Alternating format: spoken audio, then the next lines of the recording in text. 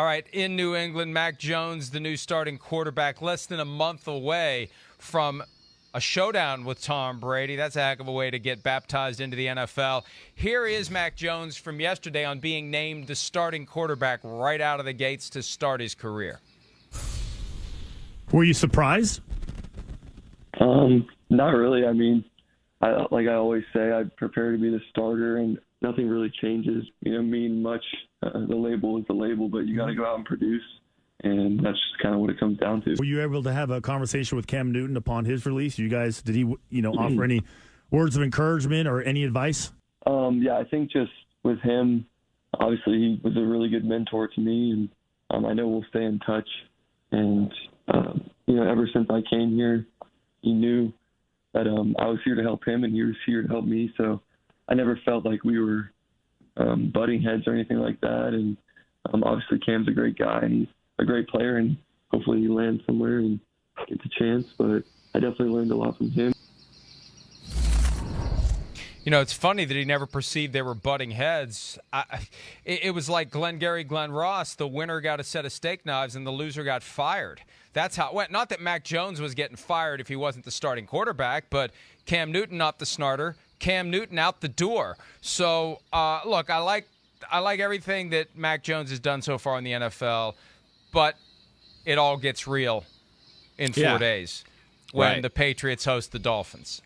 Yeah, no, it all gets real. We'll see where it goes, but I don't think he's not worried about it.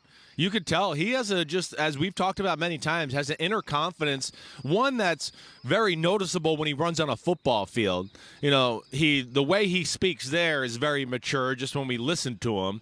And anybody I talked to in the pre-draft process, that was the one thing that continued to pop up about Mac Jones, was just the self-confidence, the belief in himself that he's got, even though he looks like Johnny nerdy white guy, he's got some coolness about him that he really can relate to players, and players want to be around him.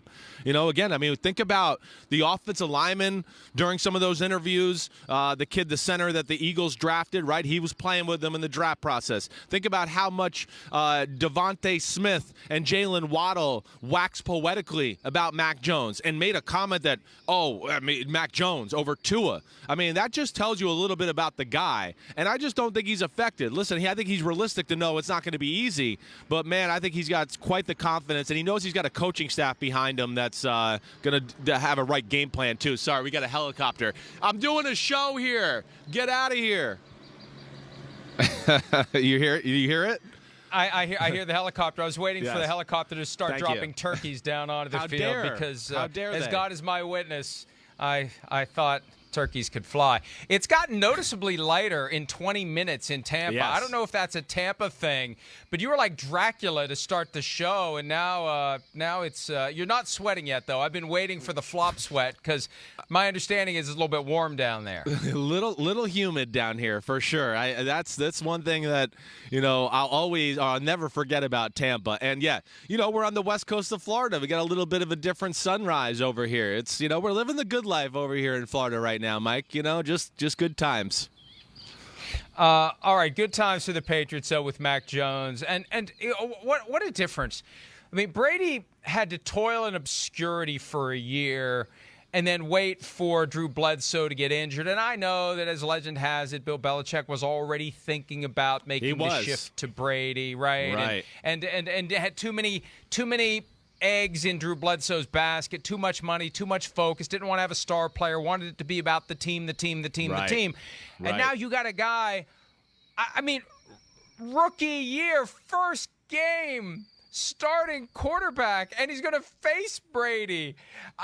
If Mac Jones can pull this off, if he can step in and be as seamless as he was, win or lose, if he can be as seamless as he was when they are game planning for him, if he can move like this robot, like this video game character where everything is exactly how they drew it up, that is going to be one of the more amazing stories that we've seen. Patrick Mahomes sat for a year.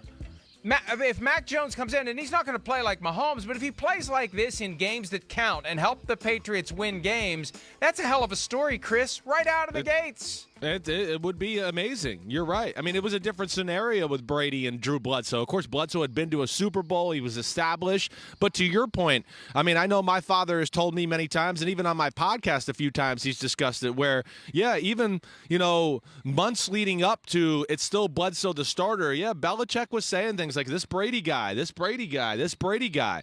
I think they've had their eyes on Mac Jones all year long. We said it a lot. This is the most NFL-ready quarterback coming out in the draft. Yeah, he might not be like jaw-dropping physically gifted, but he is not going to be in awe of this situation or try to do too much. Like, you know how we've talked about many times, right? Like Jameis Winston having that, like the break, the governor to not like try to make magic happen, or Deshaun Watson and not every play has to be the last play of the fourth quarter. Like Mac Jones, he's different that way, in that he's not going to leave the realm of what he is or do anything stupid that way. And I think that's where they really trust him. Not only can he make plays and do things in the offense that they like, and he can understand it and pick it up and go through the reads, but they know he's not going to try to be like, oh, we're struggling, let me try to make a play and do something, which now one mistake becomes two mistakes and it's a disaster. He'll stay within himself, and he's shown that, and I think that's why they got great confidence in him and they're going with him. Hard not to wonder how long this was percolating for Bill Belichick, and it just worked out perfectly. 15th pick, didn't have to trade up.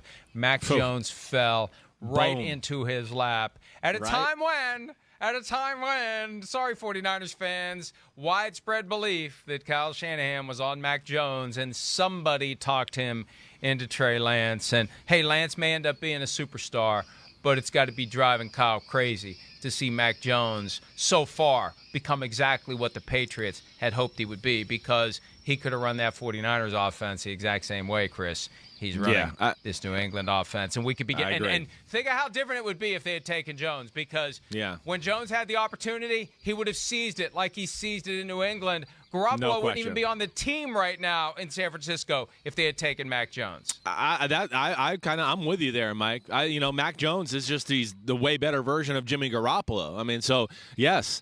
Yeah, I mean, listen, I'm still confused by my buddy, too. I got the greatest faith in Kyle Shanahan. You know what I think of him as an offensive designer, game planner. But everything in me, every conversation we ever had, Mac Jones was his type of quarterback. Obviously, he wanted to go a different direction there.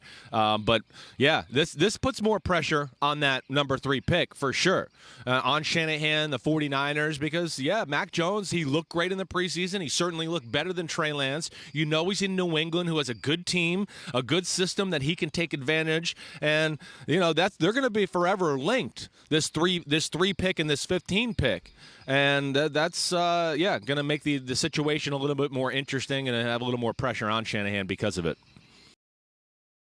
Hi, I'm Mike Tirico, and thanks for watching.